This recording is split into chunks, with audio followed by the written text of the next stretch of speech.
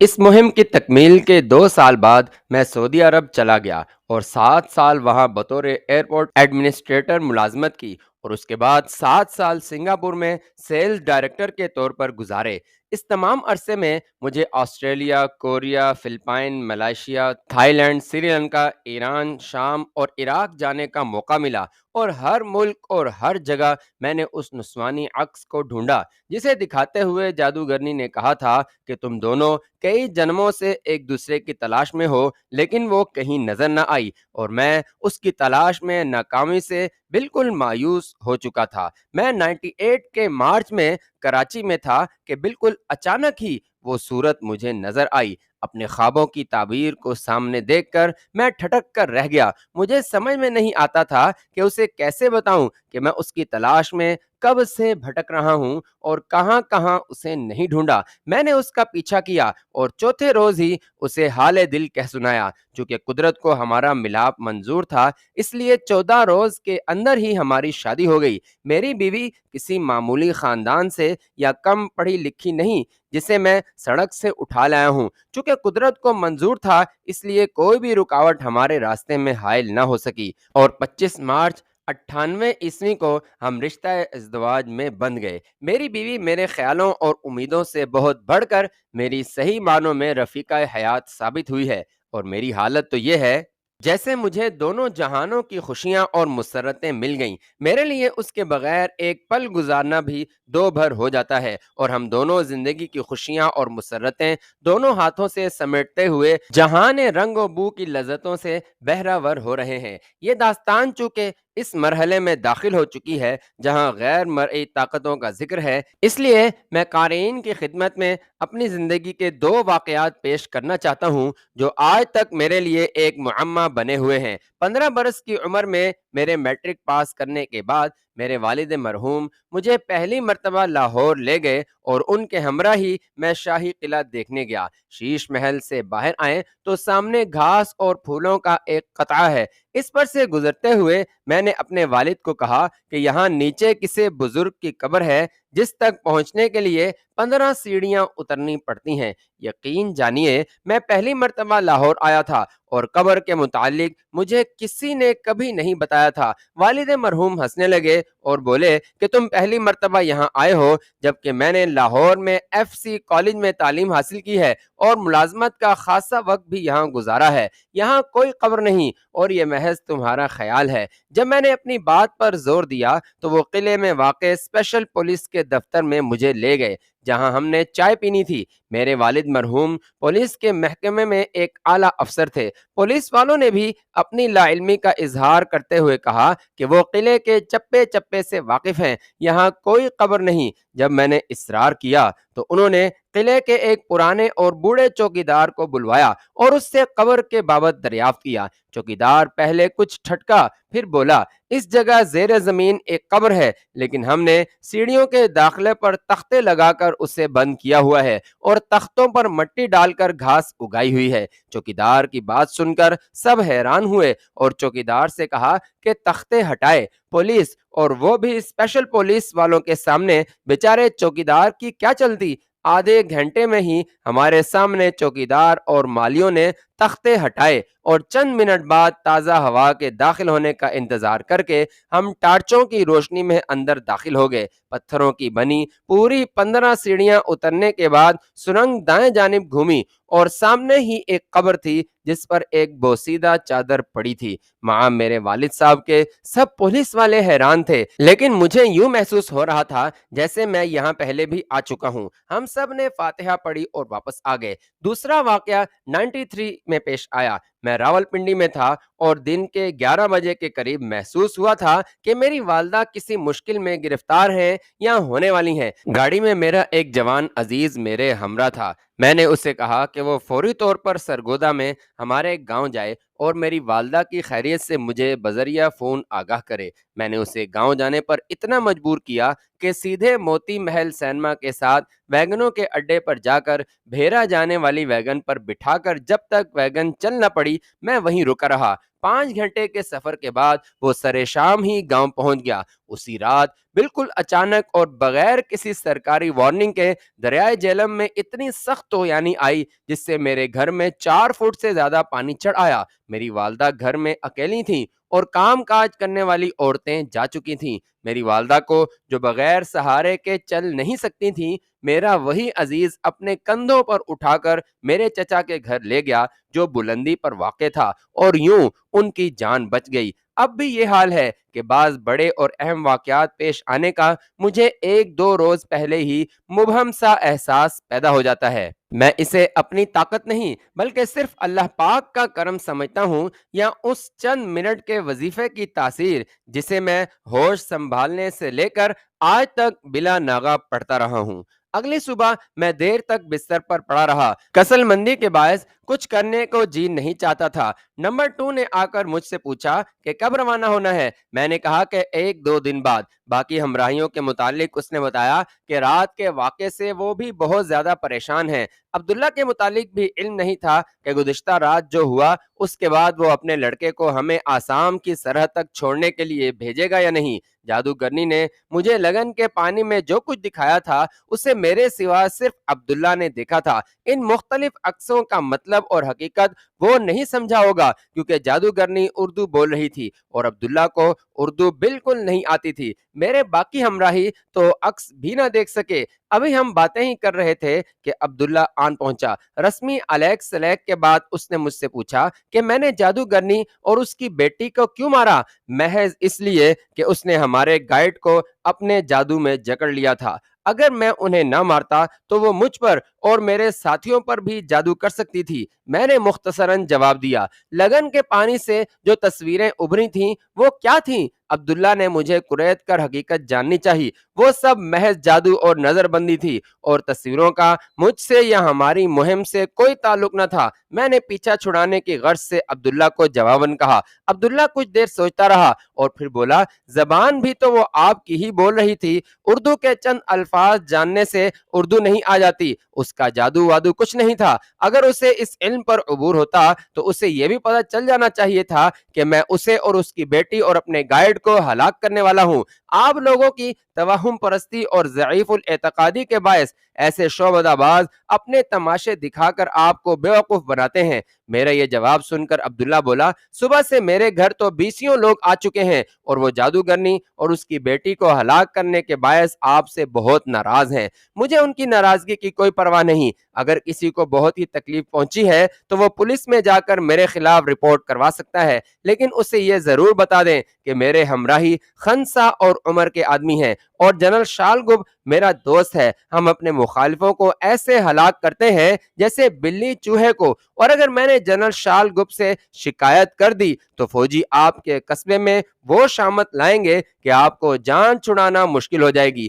جادوگرنی اور اس کی بیٹی تو لامذہب تھیں، آپ لوگ تو مسلمان ہیں، اور میری آپ لوگوں سے کوئی عداوت نہیں۔ اگر پھر بھی کسی کو مصیبت میں گھرنے کی آرزو ہے تو بڑے شوق سے اپنے ارمان پورے کر لے۔ میں نے برما کی فوجی حکومت کے ستائے اراکانی مسلمانوں کو رات کے واقعے پر خاموشی اختیار کرنے کے لیے دھمکی دی۔ عبداللہ اچھی طرح میری بات سمجھ گیا اور بولا، میں ابھی جا کر لوگوں کو بتاتا ہوں۔ ہمارے اوپر پہلے ہی کیا کم مصائب ہیں جو بلا وجہ آپ سے مخالفت کی مصیبت مول لیں۔ میرے استفسار پر عبداللہ نے کہا کہ اس کا لڑکا آسام تک ہمارے ہمراہ جانے کو تیار ہے، بشرطے کہ اسے اس خدمت کا معاوضہ $2000 دیے جائیں، جن میں سے $1000 پیشگی دے دیے جائیں۔ میں نے $1000 عبداللہ کو دیتے ہوئے کہا کہ اپنے لڑکے کو یہ بھی کہہ دیں کہ اگر اس نے مجھے چکما دینے اور راستے سے ہی واپس لوٹنے کی کوشش کی تو اس کی باڈی کا بھی پتہ نہیں چلے گا۔ عبداللہ نے ڈالر جیب میں ڈالتے ہوئے کہا کہ ہم مسلمان ہیں اور جو وعدہ کرتے ہیں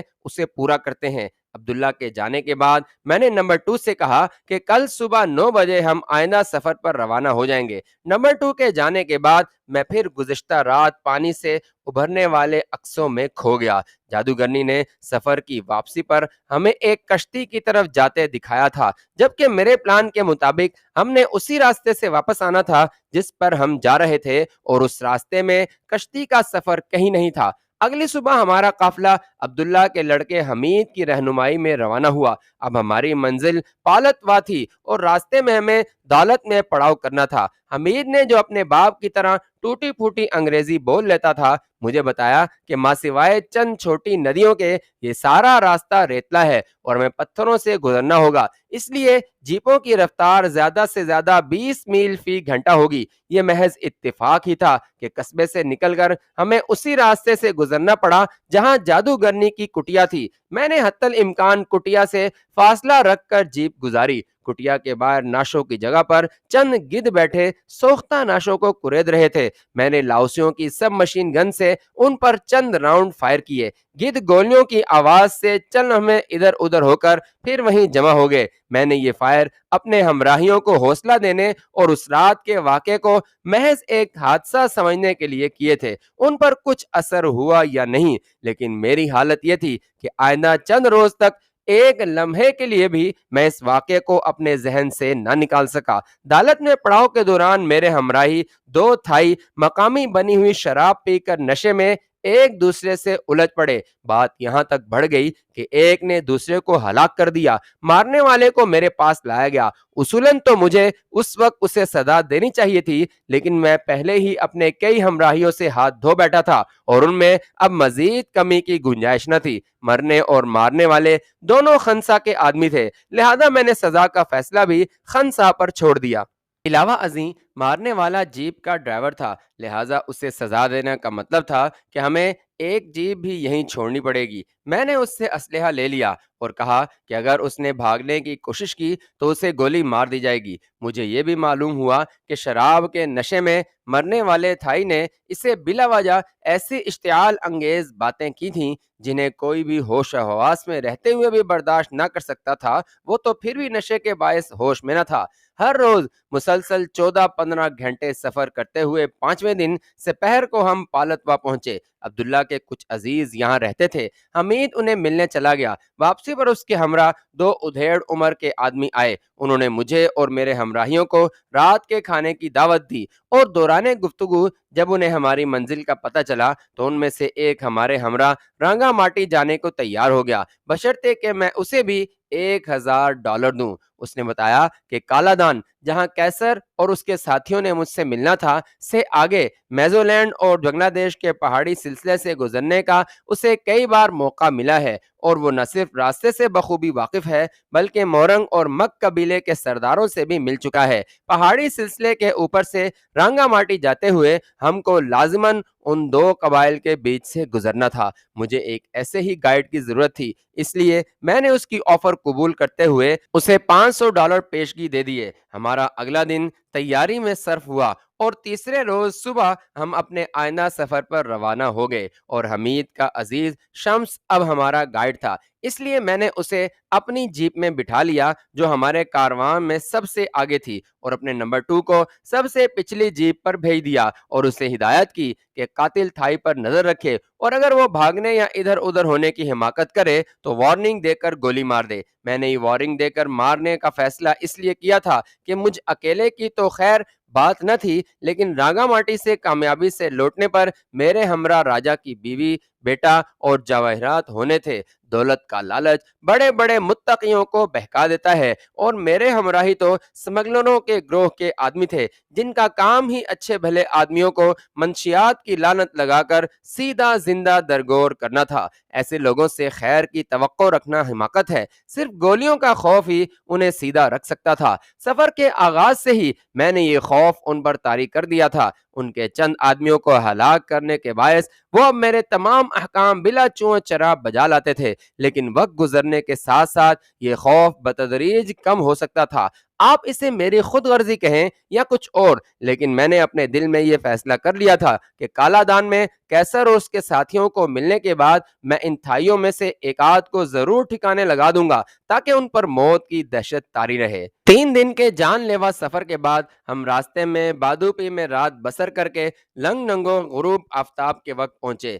راستہ اب بہت دشوار گزار ہو چکا تھا۔ برما اور آسام کے پہاڑی سلسلے شروع ہو چکے تھے۔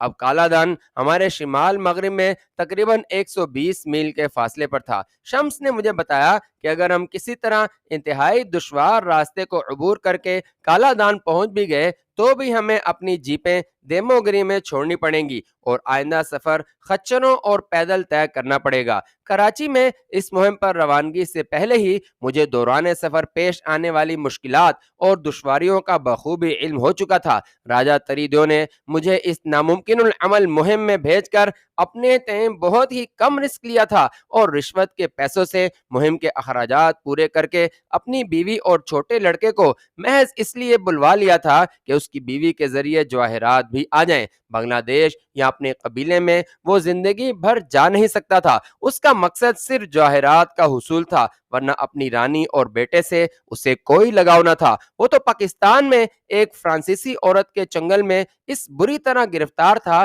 کہ اس کی رانی پاکستان پہنچنے کے چند ماہ بعد ہی انتقال کر گئی۔ چھوٹے بیٹے کو اس نے انگلینڈ بھیج دیا، جہاں اس کی اکلوتی بیٹی کیمبرج میں پڑھ رہی تھی۔ ماں کے مرنے اور باپ کے رویے سے مایوس ہو کر اس نے وہیں کسی گورے سے شادی کر لی۔ راجہ تریدیو کو بعد میں بھٹو صاحب نے میکسیکو کا پاکستانی مقرر کیا تھا۔ راجہ تریدیو کی عادات اور اس کے اصل مقصد کو جاننے کے باوجود میں نے محض اس لیے اپنی جان جوخم مہم کو سر کرنے کی حامی بھری تھی کیونکہ راجہ نے چٹاگانگ میں میری ملازمت کے دوران مجھ پر جو احسان کیا تھا اس کی بنا پر میں انکار نہ کر سکا، اور میرے مالی حالات بھی اتنے خراب ہو چکے تھے کہ میں ہر قسم کا خطرہ مول لینے کو تیار تھا۔ سفر کے دوران آئندہ پیش آنے والی دشواریوں کا بتاتے ہوئے شمس نے کہا کہ ایک نسبتاً کم دشوار راستہ ہے۔ ہم واپس پالتوا چلتے ہیں اور وہاں سے کاکس بازار کی طرف ساحلی پٹی پر جاتے ہیں۔ بنگلہ دیش اور برما کے درمیان ایک چھوٹی سی ندی رامو نام کی ہے، اسے عبور کر کے ہم بنگلہ دیش میں ہوں گے۔ کاکس بازار سے کسی بڑی بادبانی کشتی کے ذریعے ہم بآسانی چٹاگانگ اور پھر رانگا ماٹی جا سکتے ہیں۔ میں نے شمس کی تجویز کو شکریہ کے ساتھ رد کر دیا، جس کی وجوہات میں ہی جانتا تھا۔ بنگلہ دیش پر اس دور میں بھارت کا اتنا اثر و رسوخ تھا کہ بنگلہ دیش میں داخل ہو کر میرا خود کو ظاہر کرنا بالکل ایسے ہی تھا جیسے بھارت میں جا کر ڈی ایم آئی کے سامنے خود کو ظاہر کر دوں۔ دوسری وجہ یہ تھی کہ بنگلہ دیشی فوج نے رانگا ماٹی کو سوائے اوپر کے ناقابل دشوار راستے کے چاروں طرف سے اس طرح گھیر رکھا تھا کہ چٹاگانگ کے راستے سے اس کی نظروں میں آئے بغیر رانگا ماٹی پہنچنا ناممکن تھا۔ اور تیسری وجہ کہ میں نے کالا دان میں کیسر اور اس کے ساتھیوں کو بلایا ہوا تھا، جن کے بغیر اور محض تھائیوں کے بھروسے پر میں اس مہم کو سر انجام دینے کا سوچ بھی نہیں سکتا تھا۔ لنگھو میں قیام کے بعد ہم نے شمس کی رہنمائی میں شمال کی جانب بڑھنا شروع کیا۔ برما کے اس علاقے میں خاصی سردی تھی، راستہ بھی بہت کٹھن اور دشوار گزار تھا۔ قصہ کوتاہ، اس 4 روزہ سفر میں ہمارا سارا دن ٹوٹے پھوٹے راستوں پر جیپیں چلاتے، رات کو جنگل کے کنارے پہاڑوں کے درمیان کسی کھلی جگہ پڑاؤ کرتے گزرا۔ جنگلی درندوں اور حشرات الارض سے بچنے کے لیے ساری رات آگ جلائے رکھنے کے باوجود ہم ذرہ بھی نہ سو سکے۔ اس علاقے کے چیتے اور جنگلی بلیاں ہمارے پڑاؤ کے ارد گرد ہی گھومتی رہیں۔ ان کے غرانے سے درختوں پر بسیرا کرنے والے پرندے ڈر کر اڑتے، ان کی چیخوں اور جنگلی بندروں کی آوازوں سے اس قدر شور مچتا کہ ہماری ساری راتیں جاگتے ہی بیت گئیں۔ چوتھے روز شام کے وقت ہم ٹورزنگ پہنچے۔ یہاں آسام میں داخل ہونے کے لیے جس درے سے ہمیں گزرنا تھا اس کے دونوں جانب برمی اور بھارتی پولیس اور بارڈر سیکیورٹی فورسز تعینات تھی۔ برمی جانب سے ہم جنرل شال گپ کا خط لکھا کر بغیر کسی دشواری کے درے میں داخل ہو گئے۔ بھارتی جانب ہمیں خاصی مشکل کا سامنا کرنا پڑا۔ ہم نے بھارتی حصے میں داخل ہونے سے پہلے ہی اپنا قافلہ روک لیا تھا اور شمس اور حمید کے ساتھ میں بھارتی سائٹ کا جائزہ لینے چلا گیا۔ جب کوئی بھی تدبیر کام نہ آئی تو ہم نے بین الاقوامی سفارش یعنی امریکی ڈالروں کی پیشکش کی۔ یہ اتنی بڑی سفارش تھی جسے میرے خیال میں شاید ہی کسی نے ٹھکرایا ہو۔ $1000 میں معاملہ طے ہوا اور بھارتی بارڈر سیکیورٹی فورسز کے میجر نے ڈالر جیب میں رکھتے ہوئے ہمیں گزرنے کی اجازت دے دی۔ میجر نے کمال مہربانی کرتے ہوئے ہمارے سامان کی تلاشی لینے کی بھی ضرورت محسوس نہ کی، ورنہ ہمارے پاس اچھا خاصا اسلحہ تھا۔ درے سے گزر کر ہم جلد از جلد ازاول قصبے میں پہنچنا چاہتے تھے، کیونکہ بین الاقوامی بارڈر سے جتنا دور رہا جائے اتنا ہی محفوظ سمجھا جاتا ہے۔ ازاول میں ہم نے کسی ہوٹل میں ٹھہرنے کے بجائے قصبے سے باہر پڑاؤ کرنا بہتر سمجھا، کیونکہ ہوٹل والے ہم سے ہماری شناخت اور پاسپورٹ وغیرہ بھی طلب کر سکتے تھے۔ ہم ابھی پڑاؤ کے لیے کوئی مناسب جگہ ہی ڈھونڈ رہے تھے کہ بھارتی سائٹ کا وہی میجر وہاں آ دھمکا۔ اس کا رویہ اب خاصا دوستانہ تھا۔ اس نے مجھ سے پوچھا کہ ہم کسی ہوٹل میں کیوں نہیں ٹھہرتے؟ رات کو تو یہاں سردی اتنی بڑھ جائے گی جسے ہم برداشت نہ کر سکیں گے۔ میجر کو میں نے جب یہ بتایا کہ میرے ساتھیوں کے پاس اتنی رقم نہیں کہ ہوٹل کا خرچ برداشت کر سکیں تو وہ ہنس پڑا اور بولا، تعجب ہے کہ سرحد کراس کرنے کے عوض $1000 دینے والے معمولی درجے کا ہوٹل کا خرچہ بھی برداشت نہیں کر سکتے۔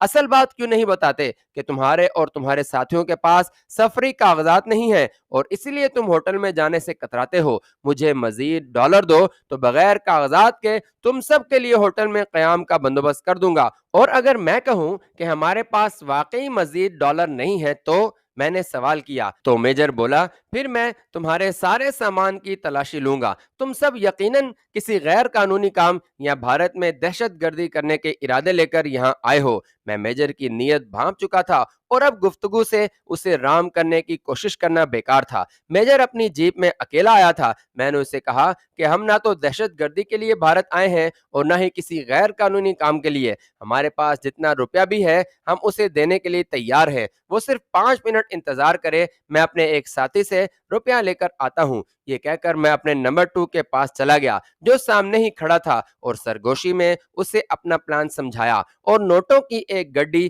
چپکے سے اسے دے دی۔ میں میجر کے پاس واپس لوٹ آیا اور اسے بتایا کہ میرا ساتھی ڈالر لے کر ابھی آتا ہے۔ نمبر 2 وہی گڈی ہاتھ میں لیے ہماری طرف آیا۔ شام کا اندھیرا خاصا پھیل چکا تھا۔ نمبر 2 نے گڈی جس میں کم و بیش $10,000 کے نوٹ تھے مجھے تھمائی اور پیچھے ہٹ گیا۔ میجر کی نگاہوں میں دولت کی حرس تھی اور وہ گڈی پر نظریں جمائے ہوئے تھا۔ میں نے اسے کہا، ہماری کل پونجی یہی ہے اور ہمیں خاصا دور جانا ہے۔ تمہاری بہت مہربانی ہوگی اگر کچھ ڈالر ہمارے پاس رہنے دو۔ میجر ہنسا اور گڈی لینے کے لیے ہاتھ بڑھاتے ہوئے بولا، میری ضرورت تم سے زیادہ ہے۔ تمہاری جیپوں پر تو خاصا سامان لدا ہوا ہے۔ تم سامان یا ایک جیپ بیچ دو، تمہاری ضرورت پوری ہو جائے گی۔ میں یہ تمام ڈالر لوں گا۔ میں نے گڈی اسے تھماتے ہوئے کہا، صرف $100 ہی دے دو۔ بالکل نہیں، میجر نے یہ کہا اور ساتھ ہی اس نے چیخ ماری جسے میں نے اس کے منہ پر ہاتھ رکھ کر دبا دیا۔ نمبر 2 کا وار اتنا کاری تھا کہ وہ وار اس کے جسم کے آر پار ہو گیا۔ میجر کی بے جان باڈی کو میں نے گرنے سے روکا۔ یہ محض اتفاق تھا کہ میجر کا قد اور جسم مجھ جیسا ہی تھا۔ میں نے نوٹوں کی گڈی جیب میں ڈال کر نمبر 2 کو کہا کہ اپنے آدمیوں سے کہے کہ میجر کی وردی اتار کر اس کے جسم کو ایک سلیپنگ بیگ میں ڈال دیں اور وردی پر سے خون کے داغ فوری صاف کر دیں۔ نمبر 2 گیا تو میں نے نوٹوں کی گڈی کے علاوہ اس کے جیبوں میں سے تمام کاغذات، اپنے دیے ہوئے $1000 اور بھارتی کرنسی نکال لی۔ آدھے گھنٹے میں میرے ہمراہیوں نے سارا کام کر دیا۔ میں نے میجر کی وردی پہنی اور اسی کی جیپ میں اپنا اسلحہ ڈال کر شمس کو بٹھایا۔ ادھر حمید نے میری جیپ چلانے کی ذمہ داری سنبھال لی۔ میں نے یہاں پڑاؤ کرنے کو کینسل کیا اور تھوڑی دیر میں ہی ہمارا قافلہ کالا دان کی طرف روانہ ہو گیا۔ میں نے سوچا تھا کہ بنگلہ دیش میں داخل ہونے تک میں میجر کی وردی اور جیپ اپنے استعمال میں رکھوں گا۔